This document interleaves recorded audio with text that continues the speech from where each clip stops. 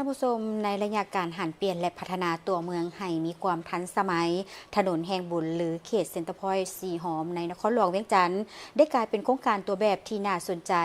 ซึ่งบ่แม่นเพียงแต่ตลาดกลางคืนที่คึกคืนเท่านั้นแต่โครงการดังกล่าวนี้ยังเป็นการผสมผสานระหว่างการปรับปรุงโครงสร้างพื้นฐานให้เข้ากับการยกระดับชีวิตการเป็นอยู่ของประชาชนภายใต้แนวคิดคนลาวเฮ็ดคนลาวได้รายละเอียดติดตามได้จากตากล้องซองเมือง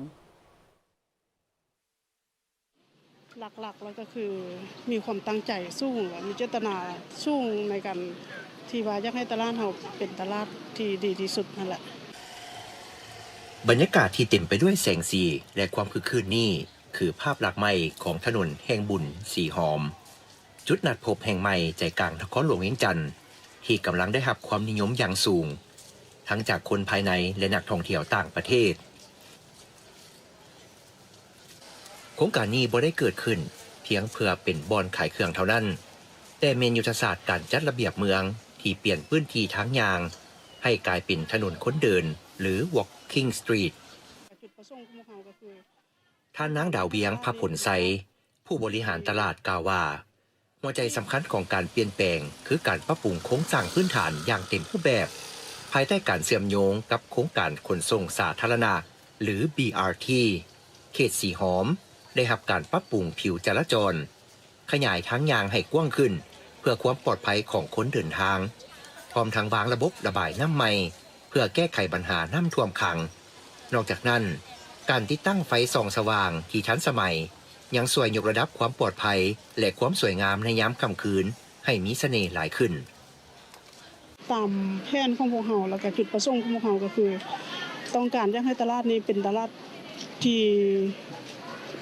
ให้เป็นตลาดที่จูงใจนักท่องเที่ยวดึงดูดนักท่องเที่ยวให้ได้หลายที่สุด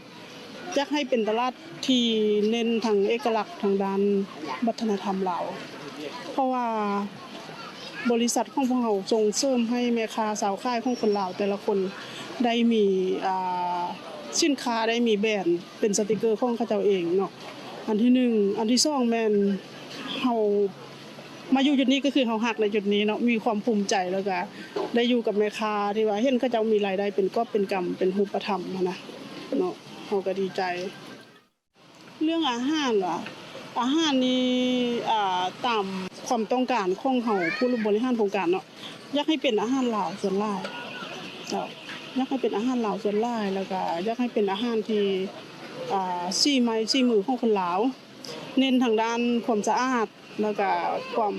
ปลอดภัยของผู้บริโภคเนาะเพราะว่าแม่ค้าแต่ละร้านเฮาก็มีมาตรการในการตรวจสอบ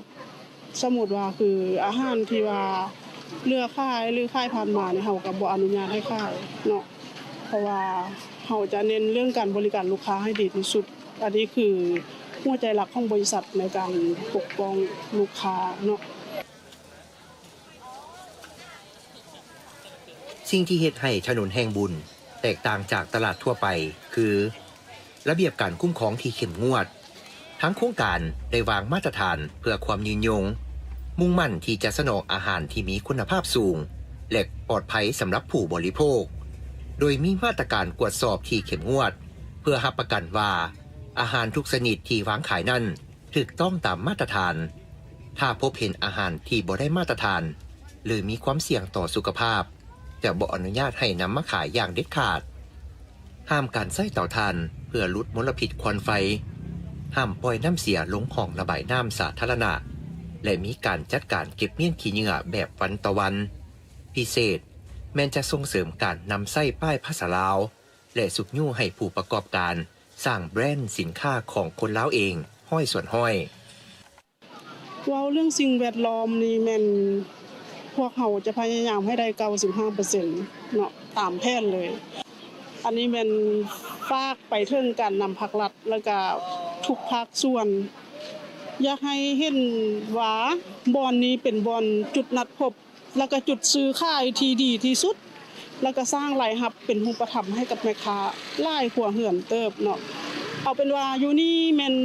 เกือบ100กว่าร้านเนาะแต่ว่า100กว่าร้านนี่เบื้องหลังยังมีครอบครัวอีก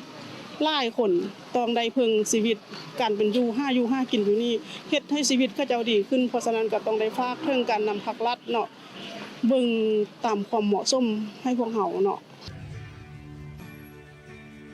ในทางเศรษฐกิจถนนแห่งบุญได้รวบรวมห้านค้ากว่า100แห่งสร้างเวียกเหตุงานทำให้กับชุมชนโดยตรงในอนาคตทั้งโครงการยังมีแผนจะพัฒนาโซนหัตถกรรมลาวเพื่อส่งเสริมสินค้าโอดอปและก่อสร้างประตูโขงที่เป็นสัญลักษณ์ทางวัฒนธรรมเพื่อสร้างเขตนี้ให้เป็นแลนด์มาร์คที่สำคัญของนครหลวงเวียงจันทน์ถนนแห่งบุญสีหอมจึงเปรียบเสมือนแบบจำลองหรือโมเดลของการพัฒนาเมืองที่สมดุลตลาดที่ส่งเสริมเอกลักษณ์และความเป็นลาวโดยมีเป้าหมายสูงสุดคือการเปิดโอกาสให้แม่ค้าสาวขายท้องถิ่นมีอาชีพเป็นของตัวเองและสามารถรักษาลายมือหรือเอกลักษณ์ของตนเองไปได้ตลาดแห่งนี้จะกลายเป็นจุดนัดพบสำคัญสำหรับนักท่องเที่ยวทั้งภายในและต่างประเทศซึ่งทุกคนจะต้องได้มาเยี่ยมยามการเปลี่ยนโฉมหน้าของเขตสีหอมในครั้งนี้จะเป็นบทเรียนที่สำคัญให้กับการพัฒนาเขตอื่นๆในทั่วประเทศ